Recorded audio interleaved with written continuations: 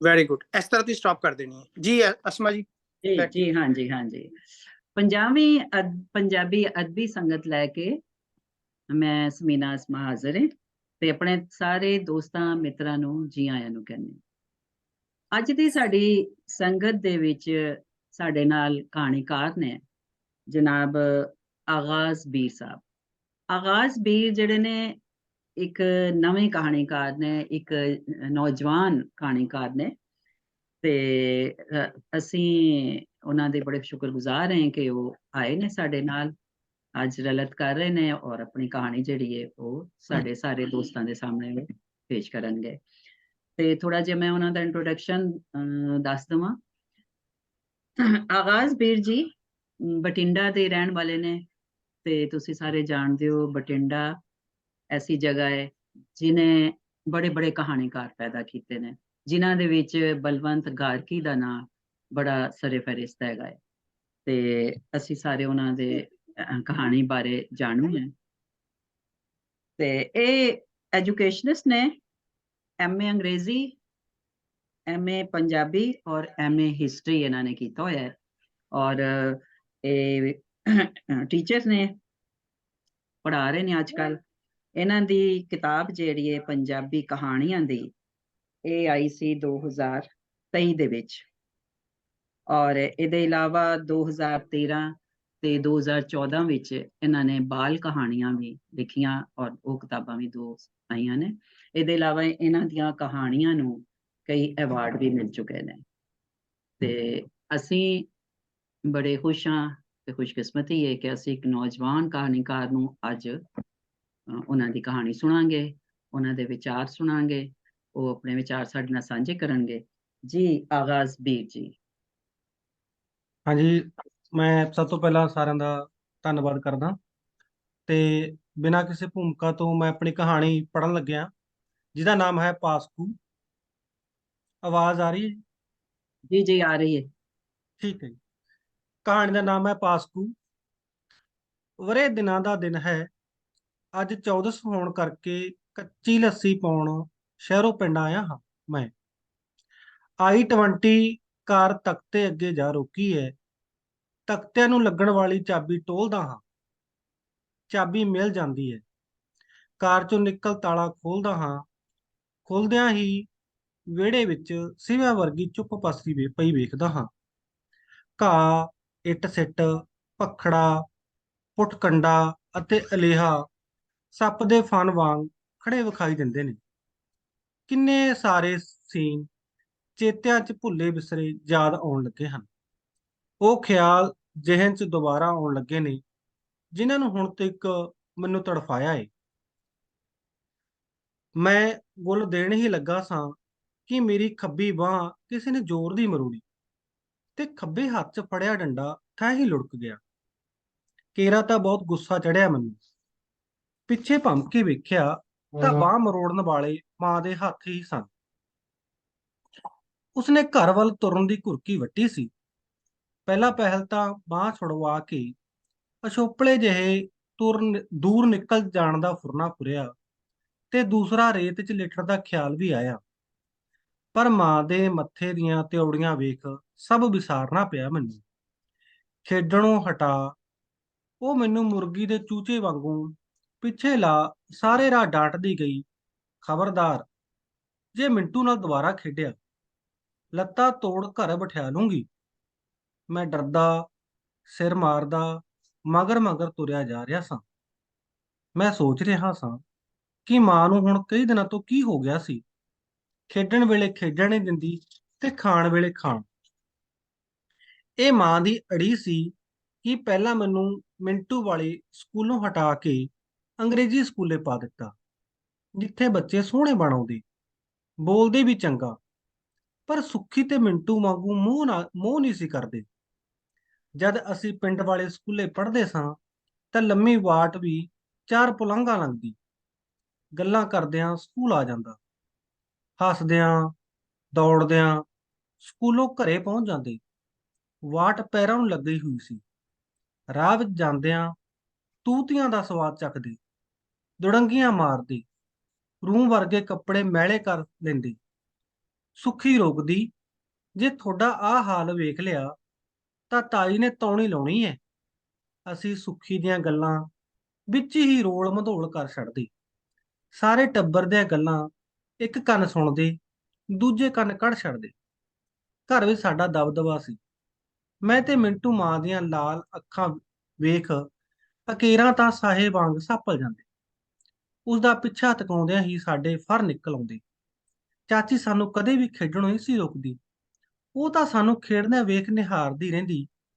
ਜਦ ਮੈਂ ਮਿੰਟੂ ਨੂੰ ਸਕੂਲੋਂ ਹਟਣ ਬਾਰੇ ਦੱਸਿਆ ਸੀ ਤਾਂ ਉਹ ਝੱਟ ਬੋਲਿਆ ਸੀ, ਤੂੰ ਐਂ ਕਹਿਨੀ ਮੈਂ ਨਹੀਂ ਜਾਣਾ ਉਸ ਗੰਦੇ ਜਿਹੇ ਸਕੂਲੇ, ਮੈਂ ਤਾਂ ਮਿੰਟੂ ਨਾਲ ਹੀ ਜਾਊਂ।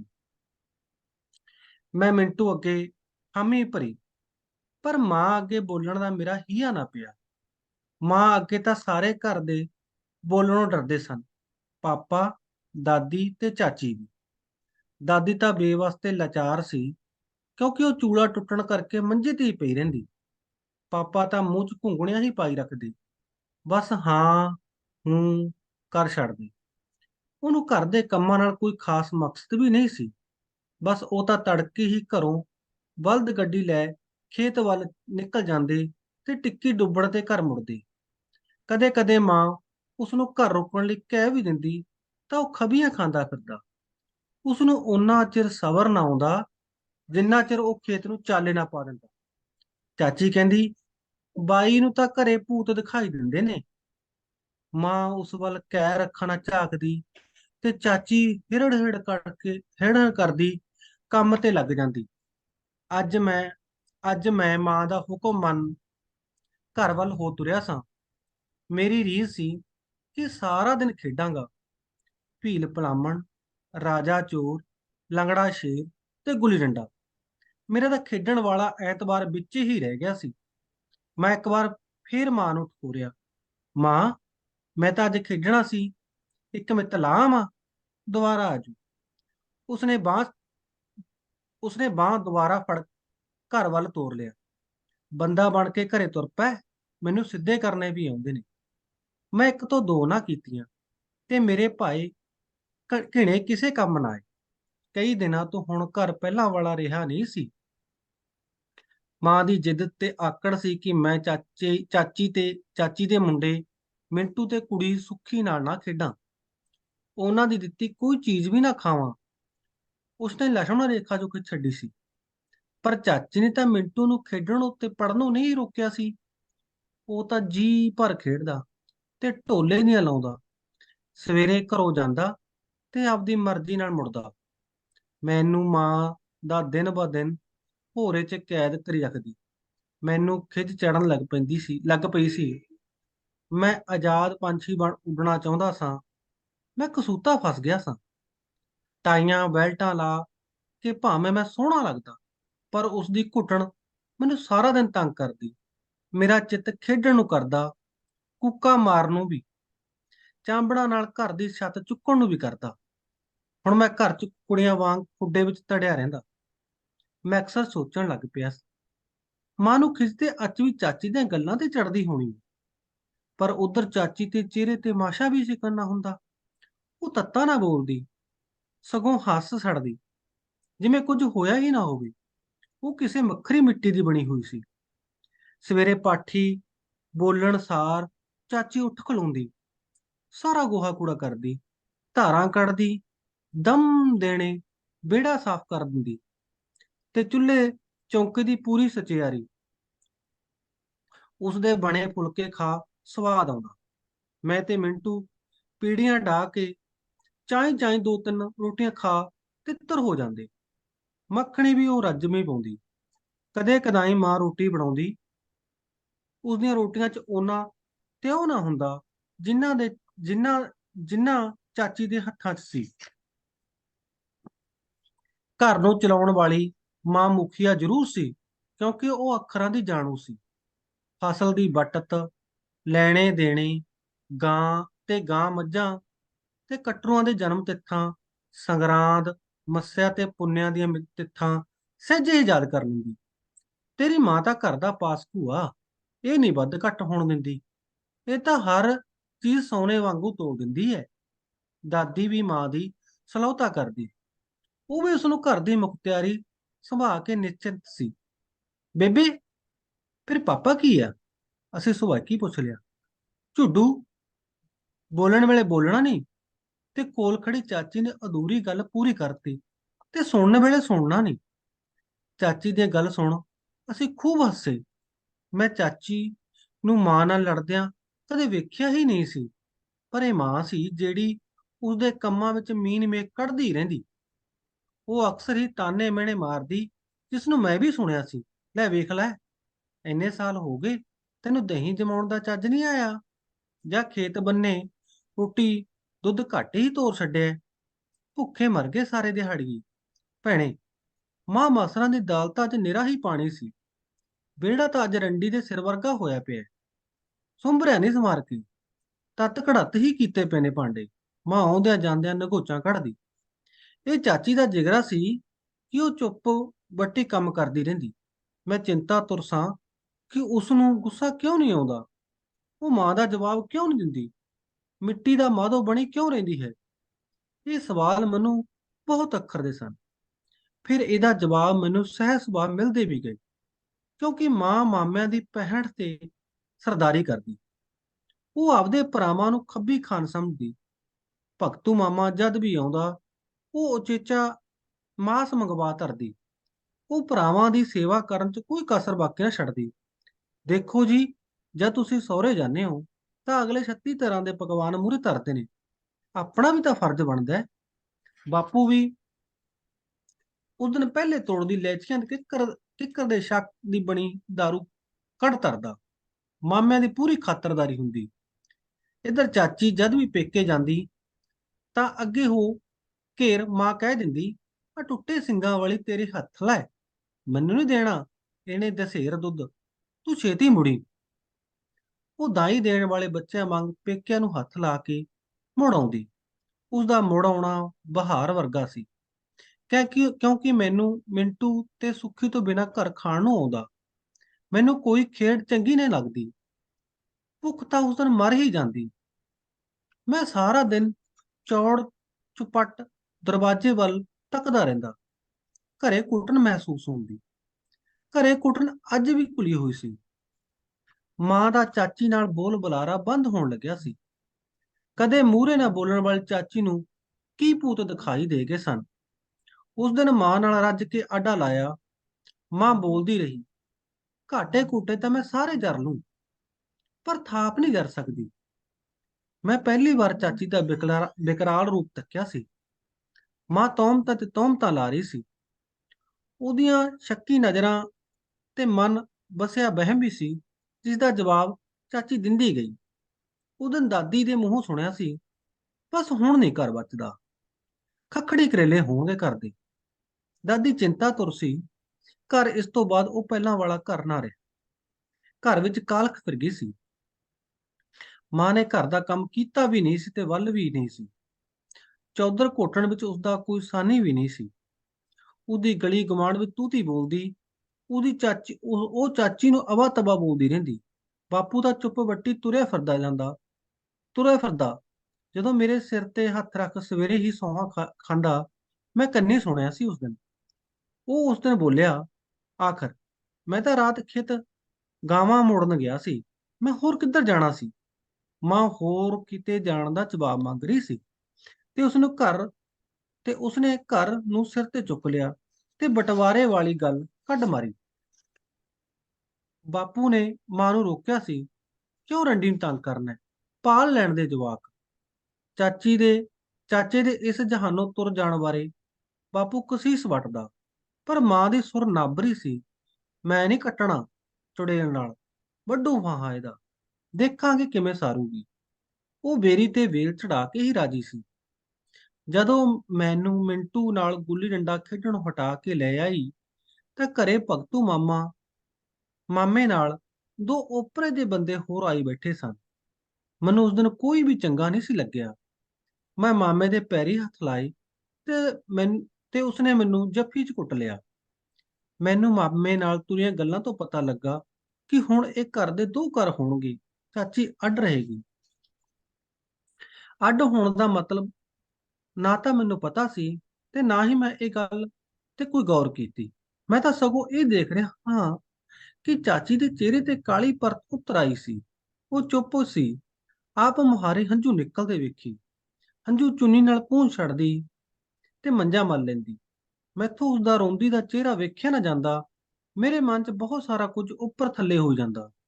ਮੈਂ ਉਸ ਨੂੰ ਉਦੋਂ ਹੀ ਰੋਂਦਾ ਤੱਕਿਆ ਸੀ ਜਦੋਂ ਚਾਚਾ ਸਾਨੂੰ ਛੱਡ ਰੱਬ ਕੋਲ ਤੁਰ ਗਿਆ ਸੀ। ਮੇਰੇ ਬਾਲ ਮਨ ਉੱਤੇ ਅਜੇ ਵੀ ਤਾਜ਼ੀਆਂ ਝਰੀਟਾਂ ਨੇ, ਜਦੋਂ ਚਾਚਾ ਕੈਂਸਰ ਨਾਲ ਮਰਿਆ। ਪਰ ਦਾਦੀ ਤੇ ਮਾਂ ਹਮੇਸ਼ਾ ਕਹਿੰਦੀਆਂ, ਤੇਰੇ ਚਾਚੇ ਨੂੰ ਤਾਂ ਦੂਜਾ ਸੀ। ਇਹ ਦੂਜੇ ਕਿਸਮ ਦੀ ਬਿਮਾਰੀ ਨੇ ਉਸ ਨੂੰ ਖੁੰਗਲ ਕਰ ਛੱਡਿਆ ਸੀ।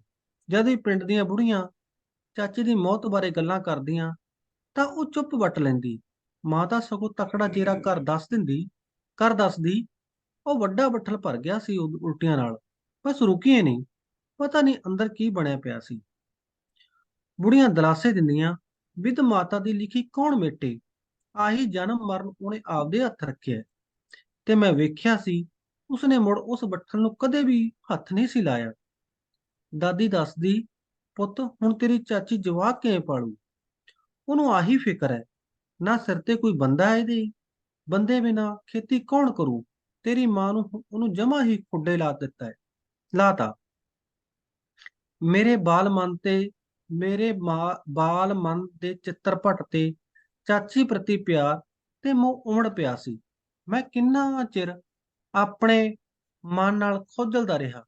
ਮੈਂ ਉਸ ਨੂੰ ਤਸੱਲੀ ਦੇਣ ਲਈ ਆਪ ਤਿਆਰ ਆਪਣੇ ਆਪ ਨੂੰ ਤਿਆਰ ਕਰਦਾ, ਚਾਚੀ ਡਰੀ ਨਾ, ਬਿਲਕੁਲ ਡਰੀ ਨਾ। ਤੇ ਮਾਮੇ ਭਗਤੂ ਨੇ ਦੁਪਹਿਰ ਤੱਕ ਵੰਡ ਵੰਡਾਈ ਕਰ ਦਿੱਤੀ।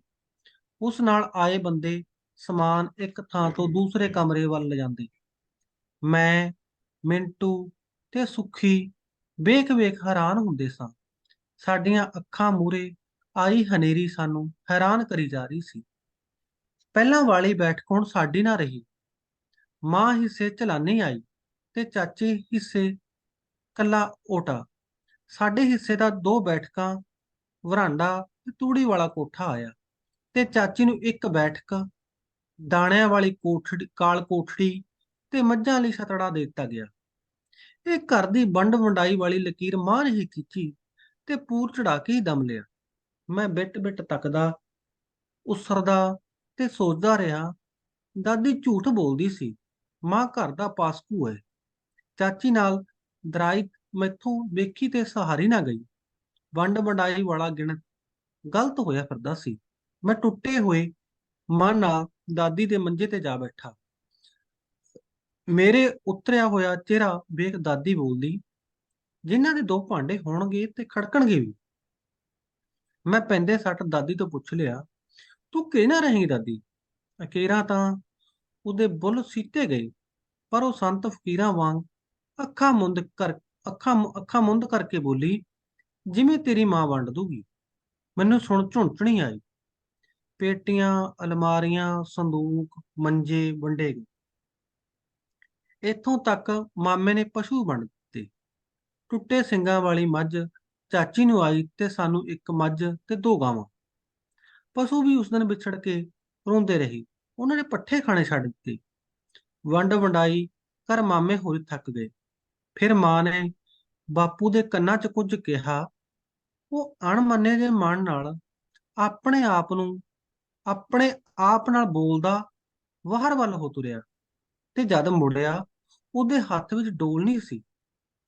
ਵੰਡ ਵੰਡਾਈ ਤੋਂ ਬਾਅਦ ਚਾਚੀ ਨਹੀਂ ਦਿਸੀ।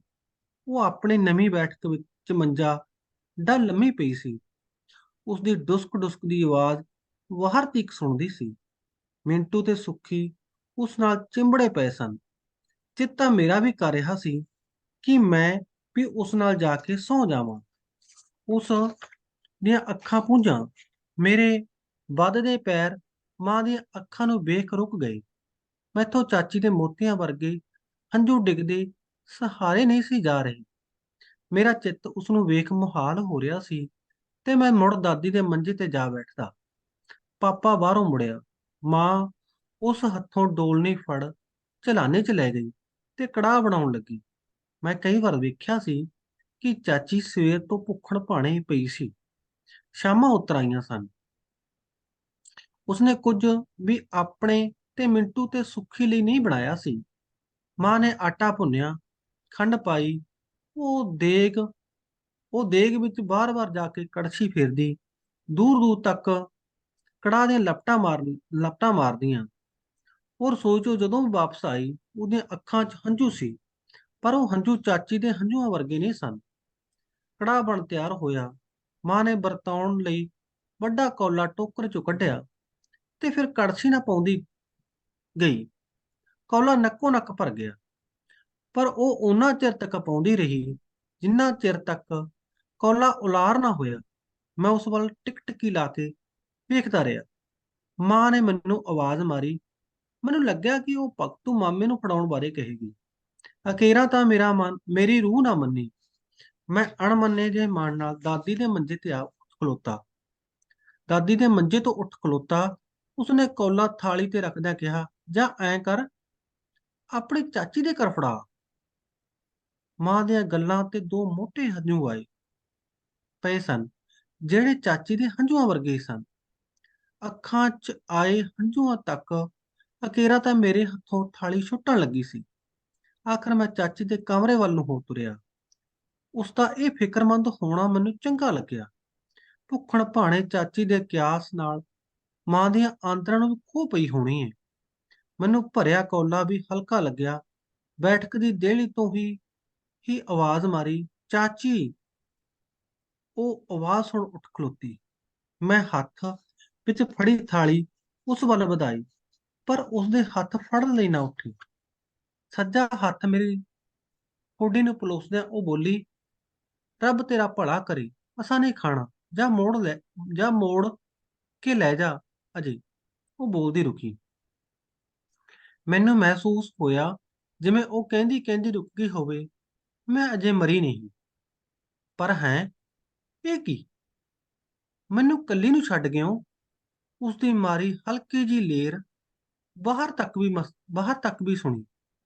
ਦੇਹਲੀ ਤੋਂ ਦੋ ਪੈਰ ਅੱਗੇ ਨੂੰ ਆਉਂਦੇ ਦਿਖਾਈ ਦਿੰਦੇ ਨੇ। ਉਹਨੇ ਚਾਚੀ ਨੂੰ ਆਪਣੇ ਕਲਾਵੇ ਵਿੱਚ ਕੁੱਟ ਲਿਆ। ਤੂੰ ਕੱਲੀ ਥੋੜੀ ਐ, ਮੈਂ ਤੇਰੇ ਨਾਲ ਆ। ਮੈਂ ਪਾਪੇ ਦਾ ਚਿਹਰਾ ਵੇਖ ਸੁੰਨ ਜਿਹਾ ਹੋ ਰਹਿ ਗਿਆ। ਹੱਥਾਂ 'ਚ ਫੜਿਆ ਕੜਾਹ ਵਾਲਾ ਕੌਲਾ ਥਾਲੀ ਤੋਂ ਧੜਮ ਕਰਕੇ ਥੱਲੇ ਜਾ ਡਿੱਗਾ। ਮੈਨੂੰ ਇੰਝ ਲੱਗਿਆ ਜਿਵੇਂ ਕਿਸੇ ਨੇ ਗੁੱਲੀ ਡੰਡਾ ਖੇਡਦਿਆਂ ਗੱਭ ਦੇ ਕੇ ਗੁੱਲੀ ਸਿੱਧੀ ਮੇਰੇ ਹਿੱਕ ਵਿੱਚ ਮਾਰੀ ਹੋਊਗੀ। ਮਿਹਰਬਾਨੀ ਜੀ।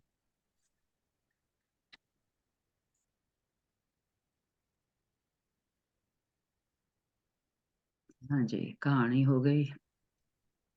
ਹੁਣ ਸਾਡੇ ਦੋਸਤ ਗੱਲ ਕਰਨਗੇ ਕਹਾਣੀ ਦੇ ਉੱਤੇ। जी ਤੇ जी सुमीना जी, ये कहानी ਹਾਂਜੀ, में कुछ ਇੱਕ ਮਿੰਟ, ਮੈਂ ਜ਼ਰਾ हाँ जी ਆਗਾਜ਼ ਪੀਰ ਜੀ ਨੂੰ ਕਹਿ ਦਾਂ हाँ ਕਿ ਆਗਾਜ਼ ਪੀਰ ਜੀ ਹੁਣ ਜ਼ਰਾ ਤੁਸੀਂ ਖਾਮੋਸ਼ ਰਹਿਣਾ ਹੈ ਤੇ ਦੋਸਤ ਸਾਡੇ ਜਿਹੜੇ ਨੇ ਉਹ ਗੱਲਬਾਤ ਕਰਨਗੇ ਤੇ ਫਿਰ ਜੀ ਉਹਦੇ ਜੀ ਬਾਅਦ ਤੁਹਾਨੂੰ ਮੌਕਾ ਦੇਵਾਂਗੇ ਅਸੀਂ। ਠੀਕ ਹੈ ਜੀ ਜੀ? ਜੀ ਜੀ ਆਫਤਾਬ ਜੀ ਗੱਲ ਕਰੋ। हाँ जी। तकनीकी एतबार नाल ते मनो कहानी ठीक लगी है, और खास तौर ते लफ्ज ਜਿਹੜੇ ਵਰਤੋਂ ਵਿੱਚ ਆਏ ਨੇ ਉਹ ਵੀ ਬਹੁਤ ਅੱਛੇ ਤਰੀਕੇ ਨਾਲ ਵਰਤੇ ਗਏ ਨੇ, ਜਿਹੜੀ ਕਿ ਸਾਨੂੰ ਆਪਣੀ ਜਿਹੜੀ ਪਿੰਡਾਂ ਦੀ ਵਸੋਂ ਹੈ ਜਾਂ ਸਾਡੀ ਰਹਿਤ ਹਲੇ ਉਹਦੇ ਮੁਤਾਬਿਕ ਹੀ ਜਿਹੜੀ ਬੁਣਤਰ ਬੁਣੀ ਗਈ, ਉਹਦੇ ਮੁਤਾਬਿਕ ਹੀ ਉਹ ਲਫ਼ਜ਼ ਵੀ ਇਸਤੇਮਾਲ ਕੀਤੇ ਗਏ, ਫਿਕਰੇ ਇਸਤੇਮਾਲ ਕੀਤੇ ਗਏ। ਔਰ ਬਾਜ਼ ਲਫ਼ਜ਼ ਪੜ੍ਹਦਿਆਂ ਮੈਨੂੰ ਬੜਾ ਮਜ਼ਾ ਆਇਆ, ਬੜਾ ਸਵਾਦ ਇਹਦੇ 'ਚ ਆਇਆ। ਔਰ ਜਿਹੜੀ एटमॉस्फेयर और एनवायरनमेंट क्रिएट की इन्होंने बिल्कुल दुरुस्त, बिल्कुल अच्छी लगी। ਉਹਦੇ ਵਿੱਚ ਜਿਹੜੀ ਬਾਲਾਂ ਦੀਆਂ ਸਕੂਲ ਜਾਣ ਵਾਲੀਆਂ ਗੱਲਾਂ ਨੇ, ਵਾਪਸ ਆਉਣਾ, ਮੁੜ ਆਉਣਾ ਤੇ ਰਸਤੇ ਰਾਹ 'ਚ ਖੇਡਦੇ ਆਉਣਾ, ਔਰ ਹੋਰ ਸ਼ਰਾਰਤਾਂ ਇਹ ਉਹ ਸਾਰਾ। ਫਿਰ ਪਿੰਡਾਂ ਥਾਵਾਂ ਦੇ ਵਿੱਚ ਜਾਂ ਸਾਡੇ ਪਿੰਡਾਂ ਦੀ ਰਹਿਤ ਲਈ ਜਿਹੜੇ ਕੰਮਕਾਰ ਨੇ ਖੇਤੀ ਦੇ ਹਵਾਲੇ ਨਾਲ, ਜਾਂ ਔਰਤਾਂ ਦਾ ਡੋਮੈਸਟਿਕ ਲੈਵਲ ਤੇ ਜਿਹੜੇ ਕੰਮਕਾਰ ਨੇ ਉਹ ਹਵਾਲੇ ਨਾਲ एनवायरनमेंट और एटमॉस्फेयर बिल्कुल दुरुस्त बनाया गया। ਹੁਣ ਅੱਗੇ ਆਓ ਪਾਤਰਾਂ ਹਾਲ। ਪਾਤਰ ਜਿਹੜੇ ਇਹਦੇ ਵਿੱਚ ਨੇ, ਖਾਸ ਤੌਰ ਤੇ ਦੋ ਸਵਾਣੀਆਂ ਨੇ, ਦੋ ਜਨਾਨੀਆਂ ਨੇ। ਇੱਕ ਜਿਹੜੀ ਪਹਿਲੀ ਹੈ ਰਾਣੀ, ਉਹਦਾ ਕਰੈਕਟਰ ਇੱਕ ਡੋਮੀਨੇਟਿਕ ਜਿਹੜਾ ਹੈ ਉਹ ਕਰੈਕਟਰ ਹੈ, ਔਰ ਉਹ ਜਿਹੜੀ ਹੈ ਬਾਜ਼ ਔਕਾਤ ਉਹ ਕਮਾਂਡਿੰਗ ਔਰ ਉਹ ਇੱਕ ਅਥਾਰਟੀ ਲੱਗਦੀ ਹੈ ਜਿਹਦੇ ਕੋਲ ਸਭ ਮਤਲਬ ਕਿ ਜਿਹੜੀ ਮੈਨੇਜਮੈਂਟ ਹੈ ਉਹ ਬਾਅਦ ਵੇਲੇ ਸਾਨੂੰ ਹਾਰਸ਼ ਵੀ ਲੱਗਦੀ ਹੈ ਜਾਂ ਉਹਦੀ ਹਾਰਸ਼ਨੈਸ ਜਿਹੜੀ ਹੈ ਉਹ ਡਿਊ ਟੂ ਕਿਸੇ ਕਾਰੇ ਹੈ। ਲੇਕਿਨ ਬਾਅਦ ਵੇਲੇ ਜਾਂ ਸਾਨੂੰ ਐਂਡ ਤੇ ਇਸ ਤਰ੍ਹਾਂ ਵੀ ਲੱਗਾ ਹੈ ਕਿ ਜਿਸ ਤਰ੍ਹਾਂ ਉਹ ਕਾइंड ਹਾਰਟਡ ਵੀ ਹੈ। ਦੂਸਰੀ ਜਿਹੜੀ ਜ਼ਨਾਨੀ ਹੈ ਉਹ ਜਿਹੜੀ ਕਿ ਚਾਚੀ ਹੈ ਉਹ ਪੈਸਿਵ ਹੈ ਡਿਊ ਟੂ ਵਿਡੋ ਜਾਂ ਹੋਰ ਮਤਲਬ ਕਿ ਅੰਡਰ ਦਾ ਕਮਾਂਡ ਆਫ ਆਪਣੀ ਜਿਹੜੀ ਔਰਤ ਦੇ ਕਰਦੀ ਔਰ ਡੋਮੈਸਟਿਕ ਲੈਵਲ ਤੇ ਉਹ ਮੈਨੇਜਮੈਂਟ ਵਿੱਚ ਨਹੀਂ ਹੈ ਜਾਂ ਉਹਦੀ ਐਡਮਿਨਿਸਟ੍ਰੇਸ਼ਨ ਨਹੀਂ ਹੈ। ਤੀਸਰਾ ਕਰੈਕਟਰ ਆਉਂਦਾ ਹੈ ਬੰਦਾ ਜਿਹੜਾ ਕਿ ਪਹਿਲੀ ਬੀਵੀ ਦਾ ਖਾਵੰਦ ਹੈ।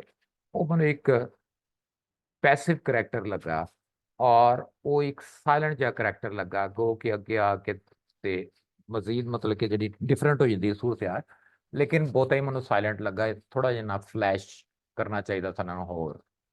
ਸਭ ਤੋਂ ਇੰਪੋਰਟੈਂਟ ਪਾਤਰ ਜਿਹੜਾ ਕਿ ਇਸ ਸਾਰੀ ਸਿਚੁਏਸ਼ਨ ਦੇ ਵਿੱਚ ਐਜ਼ ਏ ਸਿਚੁਏਸ਼ਨ ਵਿੱਚ ਰਹਿੰਦੇ ਹੋਏ ਆਬਜ਼ਰਵਰ ਉਹ ਬੱਚੇ ਨੇ, ਖਾਸ ਤੌਰ ਤੇ ਉਹ ਬੱਚਾ ਜਿਹੜਾ ਕਿ ਮੰਟੂ ਦੇ ਔਰ ਸੁਖੀ ਦਾ ਦੋਸਤ ਹੈ।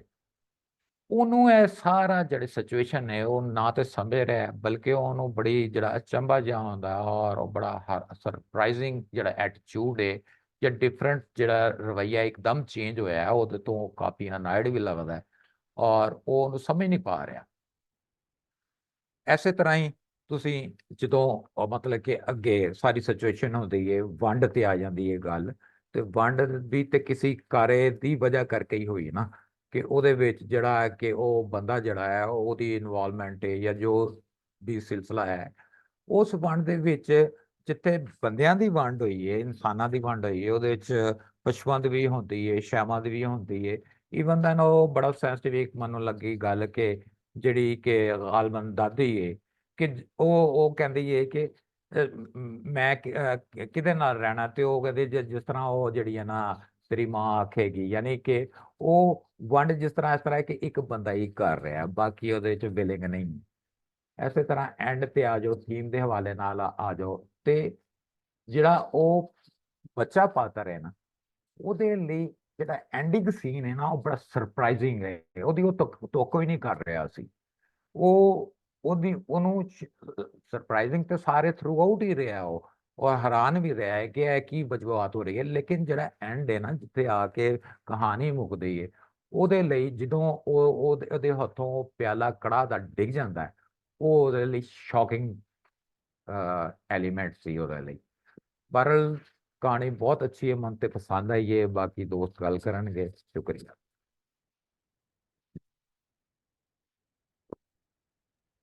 ਹਾਂ ਬਹੁਤ ਸ਼ੁਕਰੀਆ ਜੀ ਸ਼ੇਖ ਆਫਤਾਬ ਜੀ। ਹਾਂਜੀ ਹੋਰ ਸਾਡੇ ਦੋਸਤ ਗੱਲ ਕਰਨ।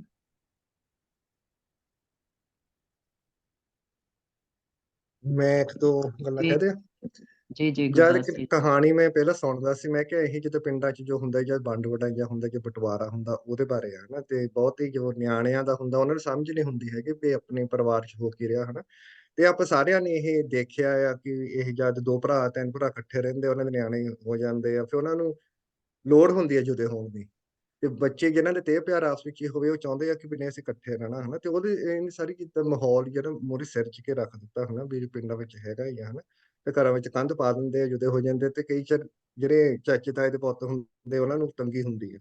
ਪਰ ਮੈਨੂੰ ਟਵਿਸਟ ਇਹਨੂੰ ਐਂਡ ਤੇ ਆ ਕੇ ਲੱਗੀ ਕਰਕੇ ਮੈਨੂੰ ਜਦ ਹੈ ਨਾ ਕਹਾਣੀ ਪੜ੍ਹਦੀ ਸੀ ਮੈਨੂੰ ਇਹ ਨਹੀਂ ਪਤਾ ਸੀ ਕਿ ਸਟੋਰੀ ਚੱਲੀ ਕਿੱਥੇ ਹਨਾ ਤੇ ਐਂਡ ਤੇ ਆ ਕੇ ਪਤਾ ਲੱਗਾ ਉਹ ਚਾਚਾ ਮੁੱਕ ਗਿਆ ਸੀ ਚਾਚੀ ਰੰਡੇਪਾ ਕੱਟਦੀ ਸੀਗੀ ਤੇ ਜੋ ਪਿੰਡਾਂ 'ਚ ਹੁੰਦਾ ਹੀ ਆ ਉਹ ਜੋ ਮੈਨੂੰ ਸਮਝ ਆਈ ਹੋ ਸਕਦਾ ਮੈਂ ਗਲਤ ਆ ਹਨਾ ਕਿ ਉਹ ਜਿਹੜਾ ਆਦਮੀ ਆ ਉਹ ਚਾਚੀ ਫਿਰ ਉਹਦੇ ਬਹਾਲ ਦਿੱਤੀ ਕਹਿਣ ਦਾ ਮਤਲਬ ਹੈ ਹਨਾ ਹੁੰਦਾ ਤੇ ਜੇ ਕੁਆਰਾ ਹੋਵੇ ਦੇਰ ਹੋਵੇ ਫੇਰ ਬਹਾਲਦੇ ਹੁੰਦੇ ਹਨਾ ਤੇ ਉਹ ਸਟੋਰੀ ਆ ਕਿ ਵੀ ਉਹਨੇ ਦੂਜੀ ਵਾਈਫ ਰੱਖ ਲਈ ਤੇ ਉਹ ਸੌਂਕਣਾ ਦੀ ਲੜਾਈ ਸੀ ਇਹ ਦਰਾਨੀ ਜਠਾਣੀ ਦੀ ਨਹੀਂ ਸੀ ਇਹ ਸੌਂਕਣ ਸੀ। ਤਾਈ ਨੇ ਮਜਬੂਰੀ ਨਾਲ ਫਿਰ ਚਾਚੀ ਅੱਡ ਕੀਤੀ ਹਨਾ ਉਹਨੂੰ ਜੁਦਾ ਕੀਤਾ ਕਰਕੇ ਉਹ ਫਿਰ ਘਰ ਦੇ ਹਾਲਾਤ ਖਰਾਬ ਹੋ ਗਏ ਤੇ ਇਵੇਂ ਸੁਣਿਆ ਕਈਆਂ ਘਰਾਂ 'ਚ ਜਿੱਦਾਂ ਹਨਾ ਚੋਰੀ ਛਿਪੀਏ ਰਿਸ਼ਤੇ ਹੋ ਜਾਂਦੇ ਆ ਪਰ ਰਵਾਇਤੀ ਤੌਰ ਤੇ ਜਿਹੜੀ ਵਿਧਵਾ ਹੁੰਦੀ ਆ ਜਿਹਨੂੰ ਆਪਾਂ ਪੰਜਾਬੀ 'ਚ ਰੰਡ ਕਹਿ ਦਿੰਦੇ ਆ ਰੰਡੀ ਕਹਿ ਦਿੰਦੇ ਹਨਾ ਉਹ ਕੁਆਰੇ ਦੇਰ ਦੇ ਬਹਾਲਦੇ ਹੁੰਦੇ ਆ ਜਾਂ ਪ੍ਰਾਹੁਣੇ ਦੇ ਜਿਹੜਾ ਮੁੱਕਿਆ ਹੋਵੇ ਉਹਦੇ ਚਾਚੇ ਦੇ ਪੁੱਤ ਦੇ, ਜਤਾਏ ਦੇ ਪੁੱਤ ਤੇ, ਇਹ ਸਿਸਟਮ ਜਿਹੜਾ ਚੱਲਦਾ ਹੈ। ਪਰ ਇਸ ਫਰਾਊਂਡ ਅਪਨ, ਮੇਰੇ ਕਹਿਣ ਦਾ ਮਤਲਬ ਇਹ ਸੋ ਟਵਿਸਟ ਸੀਗੀ, ਮਾਹੌਲ ਸਾਰਾ ਦਿਖਾ ਦਿੱਤਾ, ਪਰ ਜਿਹੜੇ ਐਂਡ ਤੇ ਹਨਾ, ਉਹ ਮੈਂ ਸੋਚਿਆ ਨਹੀਂ ਵੀ ਇੱਥੇ ਤੱਕ ਕਹਾਣੀ ਚੱਲ ਜਾਊਗੀ। ਸੋ ਵੈਰੀ ਗੁੱਡ ਕਹਾਣੀ ਸੀਗੀ ਇਹ। ਬਹੁਤ ਸ਼ੁਕਰੀਆ ਗੁਰਦਾਸ ਜੀ। ਮੈਂ ਵੀ ਪਹਿਲੇ ਹਾਂਜੀ ਥੋੜਾ ਜਿਹਾ ਬੋਲਾਂ ਇਸ ਤੋਂ ਪਹਿਲੇ ਵੀ ਵੱਡੇ ਜੀ ਵੱਡੇ ਜੀ ਬੋਲਣ। ਜੀ ਮੈਨੂੰ ਜੀ ਤੇ ਨਹੀਂ ਕੌਰ ਜੀ ਬੋਲੋ, ਬਿਲਕੁਲ ਜ਼ਰੂਰ। ਮੈਨੂੰ ਤੇ ਜਿਹੜੀ ਜਿਸ ਤਰ੍ਹਾਂ ਇਹਨਾਂ ਨੇ ਪੰਜਾਬ ਦਾ ਵਿਹੜਾ, ਪੰਜਾਬ ਦੀ ਉਹ ਕੰਧਾਂ, ਬੂਹੇ, ਫੁੱਟ ਕੰਡੇ, ਉਹ ਪੂਰਾ ਇੱਕ ਸਹੀ ਇੰਝ ਹੀ ਪੰਜਾਬ ਦੀ ਜਿਹੜੀ ਹੈ ਨਾ, ਜੋ ਉਸ ਮਾਸ਼ਰੇ ਦਾ ਹਿੱਸਾ, ਉਹਨੂੰ ਉਸੇ ਤਰ੍ਹਾਂ ਹੀ ਬਿਆਨ ਕੀਤਾ। ਔਰ ਇਹ ਵੰਡ ਪੈਂਦੀ ਪੈਂਦੀ ਹੈ, ਇਹ ਬੜੀ ਇੱਕ ਨੈਚੁਰਲ ਹੋ ਹੀ ਰਹੀ ਹੈ। ਲੇਕਿਨ ਇਹਦਾ ਐਂਡ ਜਿਹੜਾ ਉਹਨਾਂ ਕੀਤਾ ਨਾ, ਕਿ ਉਹ ਖੇਡ ਗੁੱਲੀ ਡੰਡੇ ਨੂੰ ਗਾਹ ਦੇ ਕੇ ਤੇ ਸੀਨੇ 'ਚ ਹੇਕੇ 'ਚ ਮਾਰੀ ਹੈ ਉਹ ਗੁੱਲੀ। ਮੈਨੂੰ ਇਹ ਫਿਕਰਾ ਬੜਾ ਅੱਛਾ ਲੱਗਿਆ ਕਿ ਇਹ ਹੁੰਦਾ ਤੇ ਹੈ ਹੀ ਹੈ, ਔਰ ਇਹ ਦੁੱਖ ਵੀ ਬੜਾ ਦਿੰਦਾ। ਲੇਕਿਨ ਇਹ ਜਿਹੜੀ ਜਿਸ ਤਰੀਕੇ ਨਾਲ ਉਹਨਾਂ ਦਾ ਐਂਡ ਕੀਤਾ ਨਾ, ਉਹ ਮੈਨੂੰ ਬਹੁਤ ਅੱਛਾ ਲੱਗਿਆ। ਜੀ ਜੀ ਜੀ ਗੌਰ ਜੀ, ਬਹੁਤ ਸ਼ੁਕਰੀਆ। ਹਾਂਜੀ, ਹੋਰ ਕੋਈ ਦੋਸਤ ਸਾਡੇ ਗੱਲ ਕਰਨ?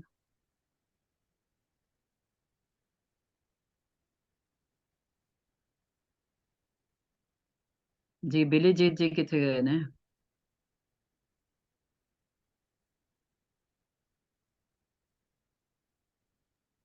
ਜੀ ਜੀ ਜੀ ਮੈਂ ਹਾਂਜੀ ਹਾਂਜੀ ਬਿਲੀ ਜੀਤ ਜੀ। ਉਹ ਕਹਾਣੀ ਦੇ ਵਿੱਚ ਬੜੀ ਦੇਰ ਬਾਅਦ ਪਤਾ ਲੱਗਦਾ ਵੀ ਚਾਚੀ ਵਿਧਵਾ ਹੈਗੀ ਆ। ਕਾਫੀ ਕਹਾਣੀ ਚੱਲ ਚੁੱਕੀ ਹੁੰਦੀ ਆ, ਤੋ ਦੇਰ ਬਾਅਦ ਇਹ ਗੱਲ ਸਾਹਮਣੇ ਆਉਂਦੀ ਵੀ ਚਾਚੀ ਵਿਧਵਾ ਹੈਗੀ ਆ। ਤੇ ਜਿਹੜੀ ਤਾਈ ਹੈਗੀ ਆ, ਕਹਾਣੀ ਬੱਚਾ ਸੁਣਾਉਂਦਾ ਹੈ, ਬੱਚਾ ਸੁਣਦਾ, ਬੱਚਾ ਦੱਸਦਾ ਹੈਗਾ। ਇਸ ਕਹਾਣੀ ਦਾ ਨਾਮ ਪਾਸਕੂ ਰੱਖਿਆ ਹੈਗਾ ਕਿ ਫੈਮਿਲੀ ਦੇ ਵਿੱਚ ਇੱਕ ਪਾਵਰ ਸਟਰਕਚਰ ਹੈਗਾ। ਜਿਹੜੀ ਤਾਈ ਹੈਗੀ ਆ, ਉਹਦੇ ਕੋਲ ਪਾਵਰ ਹੈਗੀ ਆ, ਲੇਕਿਨ ਉਹਦੇ ਵਿੱਚ ਇੱਕ ਐਕਸਟਰਾ ਮੈਰਿਟਲ ਅਫੇਅਰ ਦੀ ਗੱਲ ਵੀ ਚੱਲੀ ਕਿ ਉਹ ਜਿਹੜੀ ਤਾਈ ਹੈਗੀ ਆ, ਉਹ ਆਪਣੇ ਜੋ ਬੱਚੇ ਦੀ ਮਾਂ ਹੈਗੀ ਆ, ਉਹ ਆਪਣੇ ਹਸਬੈਂਡ ਨੂੰ ਪੁੱਛੀ ਤੂੰ ਬਾਹਰ ਕਿੱਥੇ ਗਿਆ ਸੀਗਾ। ਉਹ ਕਹਿੰਦਾ ਮੈਂ ਤਾਂ ਗਊਆਂ ਮੱਝਾਂ ਮੋੜਨ ਗਿਆ ਸੀਗਾ। ਲੇਕਿਨ ਉਹ ਕੋਈ ਸੈਟੀਸਫੈਕਸ਼ਨ ਨਹੀਂ ਹੁੰਦੀ। ਜਿਹੜੀ ਗੱਲ ਐਂਡ ਤੇ ਵੀ ਜਾ ਕੇ ਚੱਲਦੀ ਹੈਗੀ ਆ ਕਿ ਉਹਦੇ ਹੱਥ 'ਚ ਬੱਚੇ ਦੇ ਕੜਾਹ ਦਾ ਬਾਟਾ ਹੈਗਾ, ਤੇ ਜਿਹੜਾ ਬੱਚੇ ਦਾ ਬਾਪ ਹੈਗਾ, ਉਹ ਆ ਕੇ ਆਪਦੀ ਜਿਹੜੀ ਉਹਦੀ ਭਰਜਾਈ ਲੱਗਦੀ ਹੈਗੀ ਹੈ, ਛੋਟੇ ਭਾਈ ਦੀ ਵਾਈਫ ਲੱਗਦੀ ਹੈ, ਉਹਨੂੰ ਆਪਣੇ ਜੱਫੀ ਪਾ ਕੇ ਕਹਿੰਦਾ ਤੂੰ ਕੱਲੀ ਥੋੜੋ ਹੈ, ਮੈਂ ਤੇਰੇ ਨਾਲ ਹੈਗਾ। ਤੇ ਜਿਹਦੀ ਕਹਾਣੀ ਹੈਗੀ ਹੈ ਐਕਚੁਅਲੀ ਐਕਸਟਰਾ ਮੈਰਿਟਲ ਅਫੇਅਰ ਦੀ ਕਹਾਣੀ ਹੈਗੀ ਹੈ। ਜਿਹੜੀ ਬੱਚੇ ਦੀ ਮਾਂ ਹੈਗੀ ਹੈ, ਉਹਦੀ ਮਾਂ ਦੇ ਵਿੱਚ ਉਹਨੂੰ ਬਰਦਾਸ਼ਤ ਨਹੀਂ ਕਰਦੀ। ਕਹਾਣੀ ਸ਼ੁਰੂ ਵੀ ਐਵੇਂ ਹੀ ਹੁੰਦੀ ਹੈ, ਖਤਮ ਵੀ ਐਵੇਂ ਹੀ ਹੁੰਦੀ ਹੈ। ਗੁਰਦਾਸ ਜੀ ਨੇ ਥੋੜਾ ਜਿਹਾ ਇਹਦੇ ਵੱਲ ਇਸ਼ਾਰਾ ਕੀਤਾ।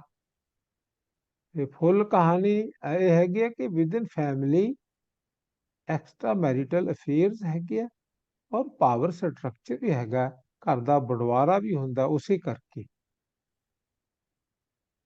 ਆਗਾਜ਼ ਵੀਰ ਤੋਂ ਬੜੀਆਂ ਉਮੀਦਾਂ ਬਣੀਆਂ ਰਹਿਣਗੀਆਂ, ਲੇਕਿਨ ਜਿਹੜੀ ਇਹ ਕਹਾਣੀ ਉਹਦੀ ਇੱਕ ਸਧਾਰਨ ਕਹਾਣੀ ਮੈਨੂੰ ਲੱਗੀ ਹੈਗੀ ਹੈ। ਮੈਨੂੰ ਬਹੁਤ ਵੱਡੀ ਕਹਾਣੀ ਲਿਖਣ ਦੀ ਉਹ ਤੋਂ ਉਮੀਦ ਹੈਗੀ ਕਿ ਮੈਂ ਇਹ ਕਹਾਣੀ ਉਹਦੀ ਪਹਿਲਾਂ ਨਹੀਂ ਪੜ੍ਹੀ ਹੈਗੀ, ਮੈਂ ਅੱਜ ਹੀ ਪੜ੍ਹੀ।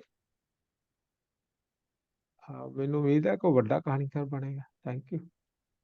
ਹਾਂਜੀ, ਮੈਂ ਵੀ ਬਲਜੀਤ ਜੀ ਦੀ ਗੱਲ ਦੇ ਨਾਲ ਸਹਿਮਤ ਹਾਂ।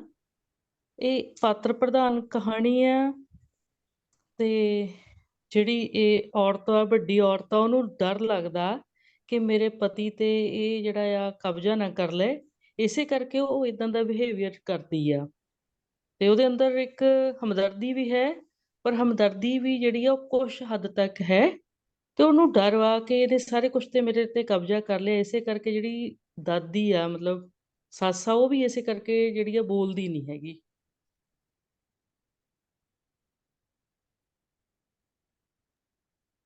ਵੀ ਜੋ ਉਹ ਕਹਿੰਦੀ ਆ ਵੀ ਸਾਰੀ ਗੱਲ ਜਿੰਨਾ ਬਟਵਾਰਾ ਹੁੰਦਾ ਸਾਰਾ ਕੁਛ ਨੂੰ ਸਹਿਣ ਬਾਕੀ ਪਰਿਵਾਰ ਕਰ ਲੈਂਦਾ।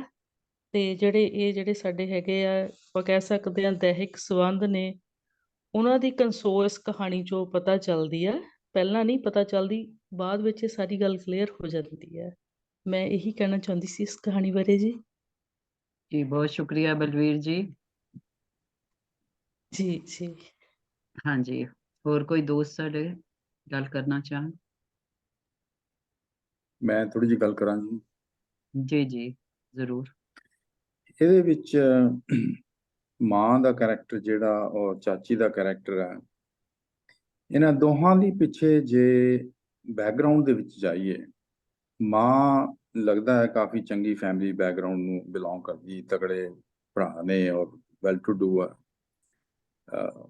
ਉਹਦੀ ਸੋਚਣੀ ਵੀ ਉਸੇ ਟਾਈਪ ਦੀ ਹੈ ਕਿ ਬੱਚਾ ਕਾਮਯਾਬ ਹੋਵੇ, ਇੰਗਲਿਸ਼ ਸਕੂਲ 'ਚ ਪੜ੍ਹੇ। ਔਰ ਇਹ ਲੱਗਦਾ ਵੀ ਆ ਕਿ ਜਦੋਂ ਵੱਡੀ ਕਾਰ ਲਿਆ ਕੇ ਦਰਵਾਜ਼ੇ ਦੇ ਅੱਗੇ ਖੜੇ ਕਰਕੇ ਦਰਵਾਜ਼ਾ ਖੋਲ੍ਹਦਾ ਕਿ ਉਹ ਕਾਫੀ ਸਕਸੈਸਫੁਲ ਹੋਇਆ ਮੁੰਡਾ ਜਿਹੜਾ ਕਹਾਣੀ ਸੁਣਾ ਰਿਹਾ।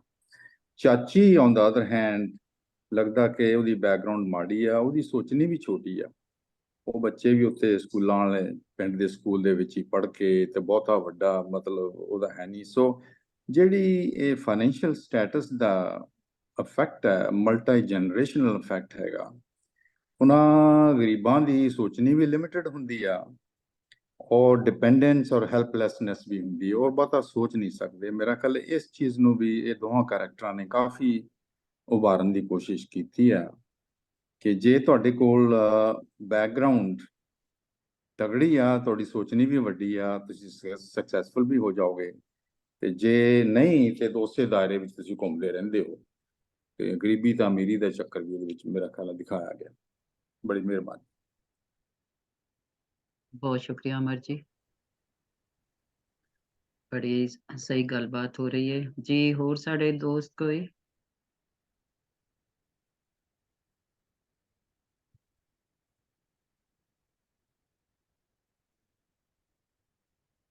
ਜੀ ਜ਼ੁਬੈਰ ਜੀ।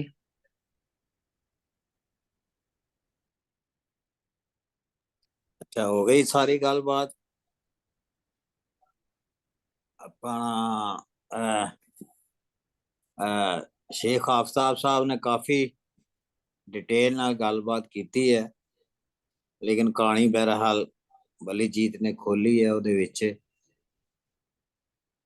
ਜਦੋਂ ਕਹਾਣੀ ਸ਼ੁਰੂ ਹੁੰਦੀ ਹੈ, ਉਹ ਜਿਹੜੀ ਪਾਵਰਫੁਲ ਔਰਤ ਹੈਗੀ ਹੈ, ਜਿਹੜੀ ਮਾਂ ਹੈਗੀ ਹੈ, ਉਹ ਲੱਗਦਾ ਕਿ ਕਹਾਣੀ ਉਸ ਦੀ ਹੈ। ਉਹਦੇ ਜਿਹੜਾ ਪਾਵਰ ਸਟਰਕਚਰ ਕਿਹਾ ਇਹਨਾਂ ਨੇ ਬਲੀਜੀਤ ਨੇ, ਉਹ ਲੱਗਦਾ ਕਿ ਇਹ ਉਹਦੇ ਪਾਵਰ ਸਟਰਕਚਰ ਦੀ ਕਹਾਣੀ ਹੈ।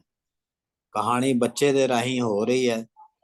ਉਹ ਜਿਹੜੀ ਸਾਰੀ ਪੋਲਿਟਿਕਸ ਚੱਲ ਰਹੀ ਹੈ ਘਰ ਦੇ ਵਿੱਚ, ਔਰ ਬਟਵਾਰਾ ਵੀ ਹੁੰਦਾ ਹੈ, ਉਹ ਸਾਰਾ ਕੁਛ ਵੀ ਹੁੰਦਾ ਹੈ। ਉਹਦੇ ਵਿੱਚ ਮੈਨੂੰ ਜਿਹੜੀ ਥੋੜੇ ਜਿਹੀ ਇੱਕ ਕਮੀ ਮਹਿਸੂਸ ਹੋਈ ਹੈ ਕਿ ਜਿਹੜੀ ਡਿਟੇਲਸ ਦਿੱਤੀਆਂ ਗਈਆਂ ਨੇ ਸਾਰੀਆਂ, ਉਹ ਥੋੜਾ ਜਿਹਾ ਕਹਾਣੀ ਨੂੰ ਦੀ ਡਾਇਰੈਕਸ਼ਨ ਥੋੜਾ ਜਿਹਾ ਮੇਰਾ ਖਿਆਲ ਹੈ ਇੱਕ ਲੂਜ਼ ਜਿਹੀਆਂ ਕਰਦੀਆਂ ਨੇ। ਉਹ ਸਾਰੀਆਂ ਜਿਹੜੀਆਂ ਡਿਟੇਲਸ ਨੇ, ਜਿਹੜਾ ਉਹ ਸਾਰਾ ਬਣਾ ਰਹੇ ਨੇ, ਉਹਦੀ ਥੋੜੀ ਜਿਹੀ ਜਿਹੜੀ ਹੈ ਤਰਤੀਬ ਜਿਹੜੀ ਹੈ, ਮੇਰਾ ਖਿਆਲ ਉਹਦਾ ਜਿਹੜਾ ਲਿਖਣ ਹੈ, ਉਹਨੂੰ ਥੋੜਾ ਜਿਹਾ ਹੋਰ ਕਹਾਣੀ 'ਚ ਪਾਉਣਾ ਚਾਹੀਦਾ ਹੈ। ਅਲਫਾਜ਼ ਤੇ ਬਹੁਤ ਅੱਛੇ ਲਿਖੇ ਨੇ, ਲੇਕਿਨ ਕਹਾਣੀ ਜਿਹੜੀ ਹੈ ਨਾ, ਉਹ ਤੁਸੀਂ ਸੁਣਦੇ ਤੇ ਰਹਿੰਦੇ ਹੋ, ਲੇਕਿਨ ਕਹਾਣੀ ਦਾ ਇੱਕ ਜਿਹੜਾ ਜਾਦੂ ਹੁੰਦਾ ਹੈ ਜਾਂ ਫਿਕਰਿਆਂ ਦੇ ਵਿੱਚ ਜਿਹੜਾ ਇੱਕ ਰਚਾਓ ਹੁੰਦਾ ਹੈ, ਕੋਈ ਉਹਦੇ ਵਿੱਚ ਥੋੜਾ ਜਿਹਾ ਜਜ਼ਬਾ, ਉਹ ਜ਼ਿਆਦਾ ਨਹੀਂ ਹੈ। ਡਿਟੇਲਸ, ਮੁਸਲਸਲ ਡਿਟੇਲ ਚੱਲ ਰਹੀਆਂ ਨੇ, ਇਹ ਹੋ ਰਿਹਾ, ਇਹ ਹੋ ਰਿਹਾ, ਇਹ ਹੋ ਰਿਹਾ। ਉਹ ਕਹਾਣੀ ਨੂੰ ਥੋੜਾ ਜਿਹਾ ਡਲ ਵੀ ਕਰ ਦਿੰਦਾ ਹੈ ਔਰ ਉਹਨੂੰ ਡਰਾਈ ਵੀ ਕਰ ਦਿੰਦਾ ਹੈ।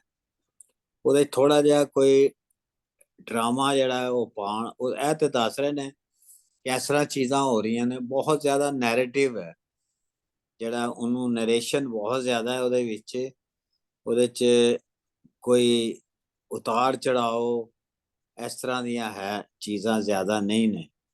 ਮੈਂ ਇਸ ਲਈ ਗੱਲ ਕਰ ਰਿਹਾ ਕਿ ਨਵੇਂ ਲਿਖਣ ਵਾਲੇ ਨੇ ਔਰ ਬਲੀਜੀਤ ਨੇ ਵੀ ਕਿਹਾ ਕਿ ਇਹਨਾਂ ਦੀ ਮੈਂ ਕਹਾਣੀ ਨਹੀਂ ਪੜ੍ਹੀ ਔਰ ਅਜੇ ਲਿਖਣ ਲਾ ਰਹੇ ਨੇ। ਇੱਕ ਕਹਾਣੀ ਦਾ ਥੋੜਾ ਜਿਹਾ ਸਵਾਦ ਜਿਹੜਾ ਨਾ ਉਹ ਵੀ ਬਣਾਉਣਾ ਚਾਹੀਦਾ। ਔਰ ਵੈਸੇ ਤਾਂ ਕਹਾਣੀ ਠੀਕ ਹੈ, ਇੱਕ ਹਿਸਾਬ ਨਾਲ ਬਿਲਕੁਲ ਸਹੀ ਹੈ ਸਾਰੀ ਕਹਾਣੀ, ਲੇਕਿਨ ਥੋੜੇ ਕਿਤੇ ਕਮੀ ਦਾ ਅਹਿਸਾਸ ਹੁੰਦਾ ਹੈ। ਜਿਸ ਤਰ੍ਹਾਂ ਆਫਤਾਬ ਸ਼ੇਖ ਸਾਹਿਬ ਜਿਹੜੇ ਨੇ ਉਹ ਇਹ ਨਹੀਂ ਫੜ ਸਕੇ ਕਿ ਐਕਸਟਰਾ ਮੈਰਿਟਲ ਰਿਲੇਸ਼ਨ ਹੈ, ਕਿਆ ਇਹ ਕਹਾਣੀ ਦੀ ਕਮਜ਼ੋਰੀ ਹੈ ਜਾਂ ਉਹਦੀ ਮਜ਼ਬੂਤੀ ਹੈ। ਜਿਵੇਂ ਬਲੀਜੀਤ ਨੇ ਗੱਲ ਕੀਤੀ ਹੈ ਕਿ ਉਹਨਾਂ ਨੇ ਸਾਰਾ ਉਹਨੂੰ ਪਿਕ ਕਰ ਲਿਆ ਕਿ ਇਸ ਤਰ੍ਹਾਂ ਹੋ ਰਿਹਾ, ਕਿਆ ਉਹ ਇਸ ਚੀਜ਼ ਨੂੰ ਉਗਾੜ ਕੇ ਨਹੀਂ ਦੱਸ ਸਕੇ ਕਿ ਐਕਸਟਰਾ ਮੈਰਿਟਲ ਹੈ ਜਾਂ ਕੀ ਹੈ, ਕਿਸ ਤਰ੍ਹਾਂ ਹੈ, ਜਿਹੜਾ ਉਹਦੀ ਜਿਹੜੀ ਕਮਿਊਨੀਕੇਸ਼ਨ ਹੈ ਕਹਾਣੀ ਦੀ, ਕਿਆ ਉਹ ਵੀਕ ਹੈ ਜਾਂ ਬਹੁਤ ਜ਼ਿਆਦਾ ਤਗੜੀ ਹੈ। ਇਸ ਤਰ੍ਹਾਂ ਦੇ ਕੁਝ ਸਵਾਲ ਜਿਹੜੇ ਨੇ ਉਹ ਪੈਦਾ ਹੁੰਦੇ ਨੇ। ਬਹਰਹਾਲ ਕਹਾਣੀ ਤੇ ਠੀਕ ਹੈ, ਲੇਕਿਨ ਇਹ ਗੱਲਾਂ ਵੈਸੇ ਹੀ ਮੈਂ ਕਰ ਰਿਹਾ ਉਹਨੂੰ ਜ਼ਰਾ ਹੋਰ ਤਗੜਾ ਕਰਨ ਵਾਸਤੇ। ਹਾਂਜੀ ਜੀ ਜ਼ੁਬੈਰ ਜੀ ਨੇ ਬਹੁਤ ਸ਼ੁਕਰੀਆ ਤੁਹਾਡਾ। ਹਾਂਜੀ ਕੋਈ ਹੋਰ ਦੋਸਤ ਗੱਲ ਕਰਨਾ ਚਾਹਣ? ਮੈਂ ਥੋੜੀ ਜੀ ਗੱਲ ਹੋਰ ਕਰਨੀ ਹੈ। ਜੀ ਜੀ ਜ਼ਰੂਰ ਬੇਜੀ ਜੀ। ਕਈ ਵਾਰੀ ਲੱਗਦਾ ਹੁੰਦਾ ਕਹਾਣੀਕਾਰ ਨੂੰ ਜਾਂ ਕਿਸੇ ਵੀ ਲਿਖਣ ਵਾਲੇ ਨੂੰ ਕਿ ਮੈਂ ਆਪਣੀ ਗੱਲ ਕਾਗਜ਼ ਤੇ ਲਿਖ ਦਿੱਤੀ ਹੈਗੀ ਹੈ। ਉਹਦਾ ਵਹਿਮ ਹੁੰਦਾ ਹੈ, ਉਹਦੀ ਗੱਲ ਉਹਦੇ ਮਨ ਵਿੱਚ ਹੀ ਰਹਿ ਜਾਂਦੀ ਹੈ। ਜਿਵੇਂ ਕਿ ਇਹਦੇ ਵਿੱਚ ਐਕਸਟਰਾ ਮੈਰਿਟਲ ਆਪਾਂ ਬੜੇ ਔਖੇ ਫੜਦੇ ਹੈਗੇ ਆ। ਕਹਾਣੀਕਾਰ ਨਹੀਂ ਦੱਸਦਾ, ਉਹਦੇ ਪਾਤਰਾਂ ਦੇ ਬਿਹੇਵੀਅਰ ਦੱਸਦਾ। ਕਹਾਣੀਕਾਰ ਗੱਲ ਨੂੰ ਨਾ ਆਪਦੇ ਕੋਲ ਹੀ ਰੱਖ ਲੈਂਦਾ ਉਹ ਗੱਲ ਕਿ ਐਕਸਟਰਾ ਮੈਰਿਟਲ ਅਫੇਅਰ ਅਸੀਂ ਆਪਦੇ ਦਿਮਾਗ ਨਾਲ ਪੜ੍ਹਦੇ ਹੈਗੇ ਆ, ਲੇਕਿਨ ਕਹਾਣੀਕਾਰ ਇਹਨੂੰ ਲੁਕੋ ਜਾਂਦਾ ਹੈਗਾ। ਰੱਬ ਜਾਣੇ ਉਹ ਕਿਉਂ ਕਰਦਾ ਹੈ। ਤੇ ਮੈਂ ਫਿਰ ਉਹਨੂੰ ਆਗਾਜ਼ ਬਿਲ ਕਹੂੰਗਾ ਆਪਦੀ ਕਹਾਣੀ ਫਿਰ ਪੜ੍ਹਦਾ ਉਹ ਕਿ ਐਕਸਟਰਾ ਮੈਰਿਟਲ ਦਾ ਮੇਨ ਉਹਦੇ ਵਿੱਚ ਐਕਸਟਰਾ ਮੈਰਿਟਲ ਅਫੇਅਰ ਮੇਨ ਹੈਗਾ ਪੁਆਇੰਟ। ਉਹ ਪਰ ਉੱਪਰ ਕੇ ਕਹਾਣੀ ਵਿੱਚ ਨਹੀਂ ਆਉਂਦਾ ਹੈਗਾ। ਜਿਹੜੇ ਵੀ ਉਹਨੇ ਲਿਖਿਆ ਹੈਗਾ ਉਹਦੇ ਨਾਲ ਕੁਝ ਪਾਠਕ ਨੂੰ ਬਹੁਤਾ ਸਮਝ ਨਹੀਂ ਲੱਗਦਾ। Thank you. ਮੈਂ ਗੱਲ ਕਰਨੀ ਚਾਹੁੰਦਾ। ਇਹ ਜੀ ਕਹਾਣੀ ਜੀ ਲਿਖੀ ਇਹ ਕਹਾਣੀ ਲਿਖੀ ਬੱਚੇ ਦੇ ਅੱਖਾਂ ਰਾਹੀਂ ਹੈ ਨਾ, ਨਜ਼ਰੀਏ। ਨਿਆਣਿਆਂ ਨੂੰ ਇਹ ਗੱਲ ਦੀ ਸਮਝ ਨਹੀਂ ਆਉਂਦੀ ਹੈਗੀ ਹੈ ਨਾ ਕਿ ਸਾਡੇ ਕੀ ਗੱਲ ਹੋ ਰਹੀ ਹੈ ਨਾ। ਤਾਂ ਜੇ ਪਹਿਲੇ ਉਹ ਦੱਸ ਦਿੰਦੇ ਫੇਰ ਜਾਂ ਫਿਰ ਕਹਾਣੀ ਪਹਿਲੇ ਫਿਨਿਸ਼ ਹੋ ਜਾਣੀ ਸੀ, ਮੁੱਕ ਜਾਣੀ ਸੀ ਨਾ।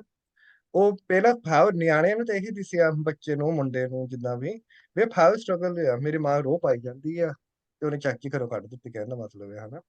ਤੇ ਉਹਨੂੰ ਇਹ ਸਮਝ ਨਹੀਂ ਸੀ, ਨਿਆਣਿਆਂ ਨੂੰ ਨਹੀਂ ਵੀ ਪਤਾ ਹੁੰਦਾ। ਜਦ ਆਪਾਂ ਵੀ ਛੋਟੇ ਸੀਗੇ ਆਪਾਂ ਨੂੰ ਇਹਨਾਂ ਗੱਲਾਂ ਦਾ ਪਤਾ ਥੋੜਾ ਸੀਗਾ ਵੀ ਇਹ ਘਰਾਂ 'ਚ ਕੀ ਗੱਲ ਹੁੰਦੀ ਆ। ਉਹ ਤਾਂ ਹੌਲੀ ਹੌਲੀ ਬਾਅਦ 'ਚ ਪਤਾ ਲੱਗਦਾ, ਫਲਾਣੇ ਫੁੱਫੜ ਦੋ ਭੂਆ ਕੱਢੀ ਫਿਰਦਾ ਹਨਾ, ਪਹਿਲਾਂ ਨਹੀਂ ਪਤਾ ਲੱਗਦਾ ਹੁੰਦਾ। ਸੋ ਉਹਨੇ ਇਸ ਤਰੀਕੇ ਨਾਲ ਦਿੱਤੀ ਆ। ਫਿਰ ਐਂਡ ਤੇ ਹੀ ਉਹ ਆਉਣੀ ਸੀਗੀ ਇਹ ਐਕਸਟਰਾ ਮੈਰਿਟਲ ਅਫੇਅਰ ਜਿਹੜੀ ਹੈਗੀ ਆ ਹਨਾ।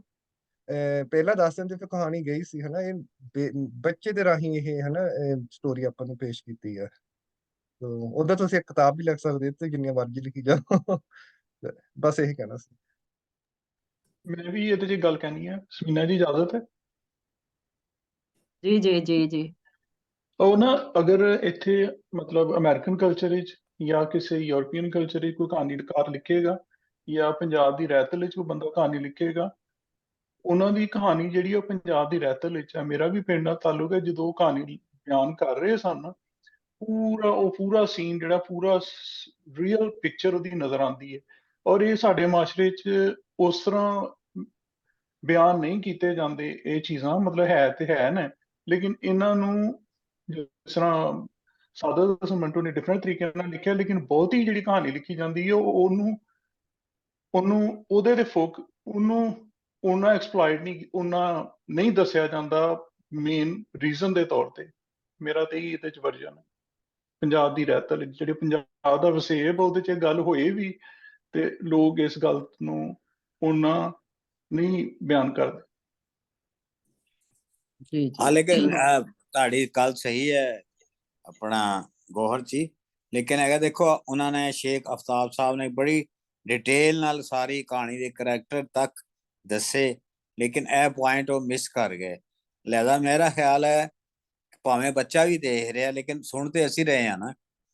ਤੇ ਉਹ ਜਿਸ ਤਰ੍ਹਾਂ ਗੁਰਦਾਸ ਜੀ ਵੀ ਕਹਿ ਰਹੇ ਨੇ, ਉਹ ਥੋੜਾ ਜਿਹਾ ਉਹਨੂੰ ਬਿਲਕੁਲ ਡਾਇਰੈਕਟ ਕਹਿਣਗੇ ਤਾਂ ਕਹਾਣੀ ਤੇ ਕਿਲ ਹੋ ਜਾਏਗੀ। ਅਗਰ ਬਿਲਕੁਲ ਉਹਨੂੰ ਸਾਦਾ ਤਰੀਕੇ ਨਾਲ ਕਰਨਗੇ, ਜ਼ਾਹਰ ਹੈ ਉਹਨੂੰ ਉਹਨਾਂ ਨੇ ਰਮਜ਼ ਬਣਾ ਕੇ ਇਸ਼ਾਰਿਆਂ ਨਾਲ ਸੈਨਤਾ ਨਾਲ ਹੀ ਕਰਨਾ। ਲੇਕਿਨ ਉਹਨੂੰ ਥੋੜਾ ਜਿਹਾ ਮੇਰਾ ਖਿਆਲ ਹੈ ਜੇ ਉਹ ਮੇਨ ਪੁਆਇੰਟ ਹੈ ਜਿਵੇਂ ਬਲੀਜੀਤ ਕਹਿ ਰਹੇ ਨੇ, ਤੇ ਫਿਰ ਉਹਨੂੰ ਥੋੜਾ ਜਿਹਾ ਹੋਰ ਖੋਲਣ ਦੀ ਜ਼ਰੂਰਤ ਹੈ ਔਰ ਕੁਝ ਡਿਟੇਲਸ ਘੱਟ ਕਰਨ ਦੀ ਲੋੜ ਹੈ। ਇੰਨੀਆਂ ਜ਼ਿਆਦਾ ਕਈ ਜਿਹੜਾ ਜੰਬਲ ਅਪ ਹੋਈਆਂ ਨੇ, ਬਹੁਤ ਜ਼ਿਆਦਾ ਡਿਟੇਲ ਨੇ ਜਿਹਦੇ ਵਿੱਚ ਅਸਲ ਕਹਾਣੀ ਗਵਾਚ ਗਈ ਹੈ। ਤੇ ਉਹ ਥੋੜੇ ਜਿਹੀ ਉਹਦੀ ਡਿਸਕ੍ਰਿਪਸ਼ਨ ਨੂੰ ਘੱਟ ਕਰਨ ਔਰ ਉਹ ਜਿਹੜਾ ਪੁਆਇੰਟ ਹੈ ਉਹਨੂੰ ਉਗੇੜਨ। ਕਿਸ ਤਰ੍ਹਾਂ ਉਗੇੜਨਾ ਇਹ ਤਾਂ ਕਹਾਣੀਕਾਰ ਜਿਹਨੇ ਲਿਖਿਆ ਉਹਨੂੰ ਹੀ ਪਤਾ ਹੈਗਾ ਉਹਦੇ ਵਿੱਚ ਜਿਹੜਾ ਹੈ। ਕਿਉਂਕਿ ਥੋੜਾ ਜਿਹਾ ਮੈਨੂੰ ਵੀ ਲੱਗਾ ਸੀ ਕਿ ਇਹਦੇ ਵਿੱਚ ਜਿਹੜੀ ਕਮਿਊਨੀਕੇਸ਼ਨ ਹੈ ਉਹ ਘੱਟ ਹੋ ਰਹੀ ਹੈ, ਜਾਂ ਅਸਲ ਗੱਲ ਇੰਨੀ ਲੁਕੀ ਹੋਈ ਹੈ ਕਿ ਪੜ੍ਹਨ ਵਾਲਾ ਉਹਨੂੰ ਫੜ ਨਹੀਂ ਸਕਦਾ।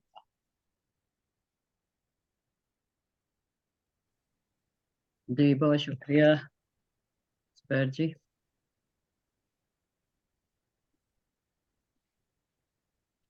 मेरे ख्याल से काफी हो गई है डिस्कशन, बड़ी खुल के गलबात हुई है कहानी पे। लखारी को भी थोड़ा जा पूछ लो। हाँ जी बिल्कुल जी। हाँ जी आगाज जी, ਤੁਸੀਂ ਕੁਝ ਕਹਿਣਾ ਚਾਹੋਗੇ? ਹੁਣ ਤੁਸੀਂ ਹਾਂਜੀ ਕਹਿ ਸਕਦੇ। ਜੀ ਜੀ। ਮੈਂ ਸਭ ਤੋਂ ਪਹਿਲਾਂ ਮੈਂ ਸਮੂਹ ਅਦਬੀ ਸ਼ਖਸੀਅਤ ਦਾ ਧੰਨਵਾਦ ਕਰਨਾ ਚਾਹੁੰਦਾ। ਜ਼ੁਬੇਰ ਅਹਿਮਦ ਜੀ, ਬਲਜੀਤ ਜੀ, ਸਾਰਿਆਂ ਦਾ ਮੈਂ ਤਹਿ ਦਿਲੋਂ ਧੰਨਵਾਦੀ ਹਾਂ ਕਿ ਮੈਨੂੰ ਇੰਨੇ ਵੱਡੇ ਪਲੇਟਫਾਰਮ ਤੇ ਕਹਾਣੀ ਪੜ੍ਹਨ ਦਾ ਮੌਕਾ ਮਿਲਿਆ ਤੇ ਆਪਣੀ ਆਵਾਜ਼ ਨੂੰ ਹੱਦਾਂ ਸਰਹੱਦਾਂ ਤੋਂ ਪਾਰ ਪਹੁੰਚਾਉਣ ਦਾ ਮੌਕਾ ਦਿੱਤਾ। ਹਾਂ, ਇਹ ਗੱਲ ਜ਼ਰੂਰੀ ਹੈ ਕਿ ਕਹਾਣੀ ਦੇ ਵਿੱਚ ਕੁਝ ਗੈਪ ਹੁੰਦੇ ਨੇ ਤੇ ਉਹ ਕਹਾਣੀਕਾਰ ਭਰਦਾ ਜਾ ਰਿਹਾ।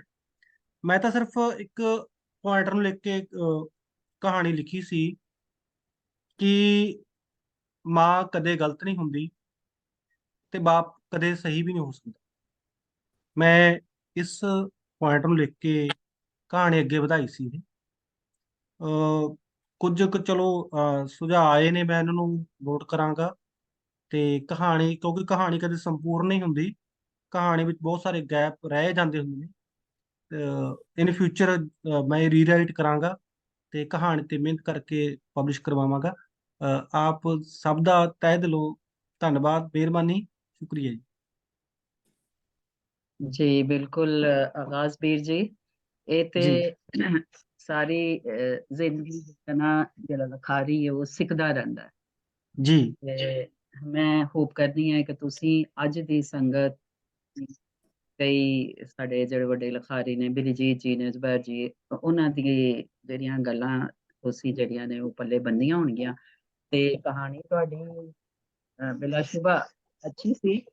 ਮਜ਼ੀਦ ਉਹਦੇ ਚ ਬਿਹਤਰੀ ਹੋ ਸਕਦੀ ਹੈ ਔਰ ਤੁਸੀਂ ਕਰੋਗੇ ਜ਼ਰੂਰ, ਮਜ਼ੀਦ ਬਿਹਤਰੀ ਤੁਹਾਡੀ ਕਹਾਣੀ ਚਾਹੇਗੀ। ਤੁਹਾਡੀ ਬੁਣਤ ਅੱਛੀ ਸੀ, ਤੁਹਾਡੀ ਲਫਾਜ਼ੀ ਬੜੀ ਅੱਛੀ ਸੀ, ਤੁਹਾਡੇ ਪਾਤਰਾਂ ਦਾ ਜਿਹੜੇ ਕਰੈਕਟਰ ਸੀ ਉਹ ਵੀ ਕਾਫੀ ਇੰਪ੍ਰੈਸਿਵ ਸੀ। ਤੇ ਅਸੀਂ ਉਮੀਦ ਕਰਨਾ ਮੈਂ ਕਿ ਤੁਸੀਂ ਮਜ਼ੀਦ ਅੱਛੀਆਂ ਕਹਾਣੀਆਂ ਲਿਖੋਗੇ। ਤੇ ਬਹੁਤ ਤੁਹਾਡਾ ਸ਼ੁਕਰੀਆ ਸਾਡੀ ਇਹਦੇ ਚ ਰਲਤ ਕਰਨ ਦਾ, ਸੰਗਤ ਦੇ ਵਿੱਚ ਆਉਣ ਦਾ। ਤੇ ਅਸੀਂ ਬੜਾ ਤੁਹਾਡਾ ਸ਼ੁਕਰੀਆ ਅਦਾ ਮੈਂ ਕਰਨੀ ਹੈ ਇੱਕ ਵਾਰੀ ਫੇਰ।